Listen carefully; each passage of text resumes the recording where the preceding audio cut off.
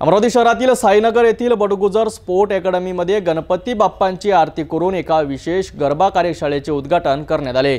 आमदार रवी राणा यांच्या शुभ हस्ते हा सोहळा पार पडला।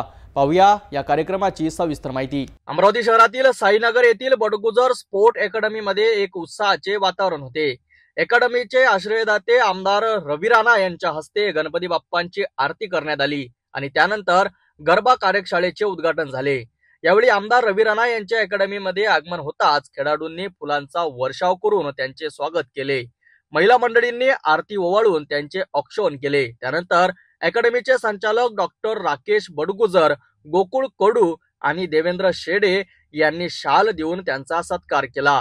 याच कार्यक्रमात राष्ट्रीय स्क्वॅश स्पर्धेत उत्कृष्ट कामगिरी केलेल्या खेळाडूंचा सत्कार करण्यात आला।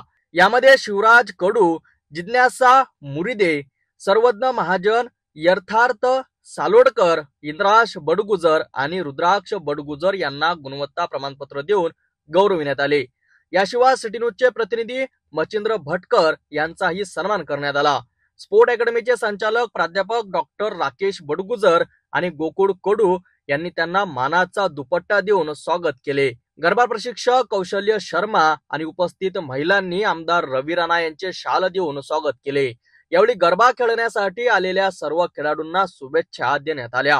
या कार्यक्रमाबद्दल अधिक माहिती देताना स्पोर्ट अकॅडमीचे संचालक प्राध्यापक डॉक्टर राकेश बडगुजर यांनी हा कार्यक्रम यशस्वी झाल्याचे सांगितले।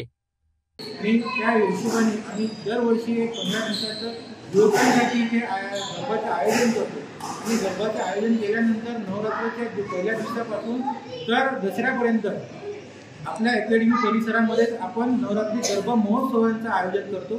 तर असा हा उत्साहपूर्ण सोहळा अमरावतीमध्ये पार पडला। यामुळे खेळाडूंना प्रोत्साहन मिळालेच, पण त्याचबरोबर संस्कृती आणि खेळांचा मिलापही पाहायला मिळाला। आजच्या बातम्यांमध्ये एवढंच, पुन्हा भेटूया।